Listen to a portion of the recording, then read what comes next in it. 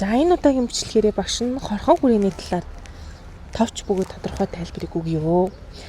За хорхон хүрээ маань ерөнхийдөө бол 3 ийм хүрээ орж ирдэг. Хавтгай хорхон хүрээ, дураг хорхон хүрээ, гархит хорхон хүрээ гэсэн 3 хүрээ орж ирдэг. Тэр хүрээ тус бүр яг ямар онцлогтой яадаг гэдэг юм бэ гэдгийг танилцуулъя. За хавтгай хорхон гэхэр бүр яг шууд нэрээрээ заяа цаас шиг ийм хоёр дэг гэсэн үг. Хоёр талаасаа хавчийцсан байхгүй. Яг энэ дээр болохоор зэрэг далайн ийм хавтгай хорхон харагдаж байна те. Яг хоёр талаасаа хавчийцсан бол маш сайн харагдаж байна. Тэгээд туузан хорхон дээр гэх юм уу бас ийм хоёр талаасаа хавчийсан хэлбэртэй байдаг онцлогтой. За тэгээд биеийн болохоор маш урт эт юм байна. Тэгээд ялгархууц толгой болон нуруу хэсэгтэй байдаг. Тэгээ хөвлий болон нуруу хэсгээс хавчийсан байдаг онцлогтой. Амьсгалын болон эргэлтийн систем байхгүй, хоол боловсруулах тогтолцоо байхгүй. Өөрөөр хэлбэл эволюцийн ухрал явагдсан гэж үздэг. Учир нь эн чинь нөгөө нэг хүний хотоод гидсэн дотор шимгчиж амьдарч байгаа шүү дээ.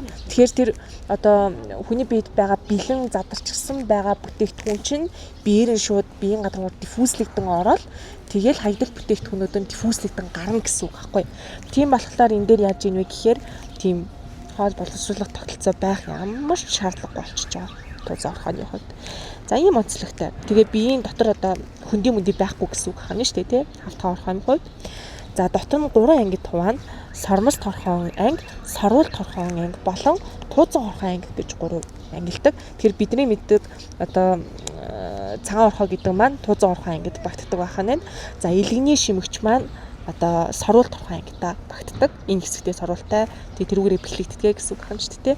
За тэгээд сормос хорхоо гэж сүүн цагаан планаар маань орцсон байх жишээтэй.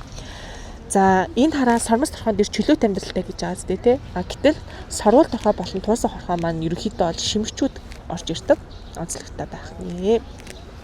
За энд толгой хэсэгтээ ингээд сорволуудтай бүр ингээд гох дэгээтэй тэгээ нарийн гидсний ханнаас ингээд ерөнхийдөө бэлэгдчихдэг.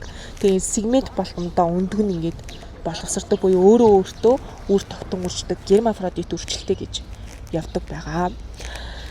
За энэ бүр ингээ гох дэгээгээрээ бүр ингэж дэгээдээд гидсний хананд бэлэгддэг онцлогтой ахна шүү дээ. За тэгээ нөгөө жинхэнэ эзэн болон завсрын эзэн гэж ангилагддаг шүү дээ манайхаа. Яг нөгөө нэг авалтаан үеэд амьдарч байгаа юм бол завсрын би гүйцэн хүчил явж байгаа юм бол жинхэнэ эзэн гэж одоо нэрлэгддэг.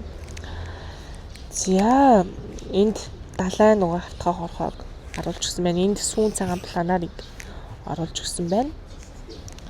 За дураг хорхон хүрээ. За дураг гэх юм бол бүр яг ингээд нэршгээ заяа. Эхний нөгөө хавтгай хорхоонуудыг бодох юм бол 3D бүтцтэй болсон. Өөрөөр хэлбэл биеийн хуурамч хүндийтэй болсон. Биед ямар нэгэн одоо семент байхгүй. Тэгээд биеийг ингэж дагсан тууз маягийн урт юм булчинтай гэсэн. За тэгэхээр нууралдаг ийм цикл хэлбэрийн хөтөлбөр хийдэг гэсэн үг байна шүү дээ. Тэгээд жишээ нь бидний хамгийн сайн мэддэг хялгсан хорхоонд орж ирдэг онцлогтой.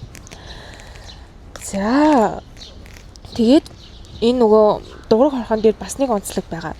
Биеийн хартаа хоёр үзүүрлүүгийн юм шувтан юм нарийсан төсгөлтэй байгаад тэгэхээр биеийн төсөлөөс нь шууд хараад энэ дураг хорхоо биш дээ гэд таньчих боломжтой. Мөн дээрээс нь хавтгай хорхон дээр сая өөртөө үр тогтдгоо буюу гермафродит үржилтэй өөрөөр хэлбэл бэлэг салаагүй гэсэн үг шүү дээ. Тэнгууд дураг хорхон дээр яадаг вэ гэхээр бэлэг салсан буюу ир болон им хорхоо үүссэн гэсэн үг хана. За тэгээд дийлэнх шимэгч хорхоонууд байдаг ийм онцлогтой. За гархит хорхоо хүрээний хувьд болохоор зэрэг бие нь гархилсан ийм сегментүүдээс тогтдог гэж үздэг. Тэгээд эхний хоёрыг бодох юм бол хамаагүй хөгжингүү. За мөн дээрээс нь биеийн дотоод жинхэнэ хөндөй үүссэн гэж явдаг. За өөр энэ дээр ангиудыг нь ялгаад аваад үзэх юм бол олон өргөс торхой, цөөн өргөс торхой гэж бидний мэддэг чин уулаа орхоо орж ирдэг. За тэгээд хануур хорхоо гэсэн 3 ангид хуваагддаг байгаа.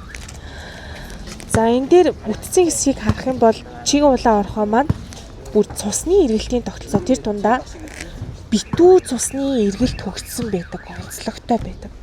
Ийм нөхөр ахны. Тэгэхээр эхний хоёр хорхон бүлгээ бодоход хамаагүй хөгжингүү бүтэц зохион байгуулалттай нөхөр ахны. За ерөнхийд нь 3 хорхон бүлгийг хоорондоо харьцуулах юм бол хавтгай орхон биеийн хэлбэр нь тийм навч эсвэл тууц шиг юм хавтгай ерөөхдөө бол 2D-г ойлгочвол айгүй амар. Харин дураг орхоо руу шилжээд ирсэн чинь 3D. Тэгээд цагираг орхоо дээр буюу нуу галхид орхон дээр маань мөн ялгаагүй 3D нэмэх нь бүр ингээд плас гэдэг шиг айгүй тийм хөгжингүү бүтцтэй байдаг бахны. За биеийн хөндийн хувьд хавтгай орхоо хөндийгүү гэж явдаг, дуграх орхоо хурамч хөндийтэй гэж явдаг. Галхид орхооны хувьд талаараа зэрэг биеийн жинхэнэ хөндий үүссэн гэж үздэг байна шүү дээ. За хоол боловсруулах тогтолцооны хувьд хавтгай орхоо биеэрээ шууд диффузэлдэг. Тэгээд нэг л сүвтэй гэж өгдөг ам. Харин дуграх орхон дээр ам болон төгсгөлийн сүв гэсэн хоёр сүв түүнийг холбосон хоолойтой байдаг. Цариг орхоонд буюу галхид орхон дээр бүр ингээд нарийн хөгжсөн байдаг юм шүү дээ. Улаан хоолой гүвээ ходоод гидэс гисэр гэсвүүдээс тогтдог онцлогтой байна. За цусны эргэлтийн тогтолцоо хавтгай орхонд бол байхгүй.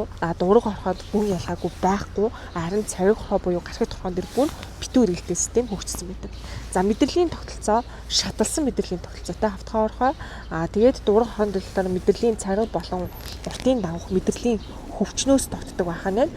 Харин цариг орхон дээр болохоор зэрэг толгойд тархины зангилаатай тэвлийн хилний хэсгэрээ гинжилсэн мэдрэлийн тогтолцоотой байдаг онцлогтой ахны. За амьдралын хэлбэр хавтгай болон дуурах орхоо ерөнхийдөө шимэгчүүд бол орж ирж байсан тий. Цариг орхоо болохоор зэрэг чиглэг, хөрс, цэнгэг, ус, далайн, ус гэх зэрэгт чөлөөт амьдралын хэм маягтай нөхдүүд орж ирдэг ахны. За энд яг 10 дахь ангийн сурах бичиг дээр байдаг схемийг багш нь оруулсан байгаа. Үндсэн ангиудыг оруулсан. Дуурах орхон дээр түрүүн багш нь ангийг бол оруулаг байгаа. Тэгэхээр хэвэл, сормоос торхой, нематод, хүр торхой гэсэн 3 ийм ангиуд дуурах орхонд багтдаг байна. За энэ хүртэл анхаарал хандуулсанд баярлалаа. Тэгээд Яшихийн бэлтгэлтэнд амжилт хүсье. Баяр таа.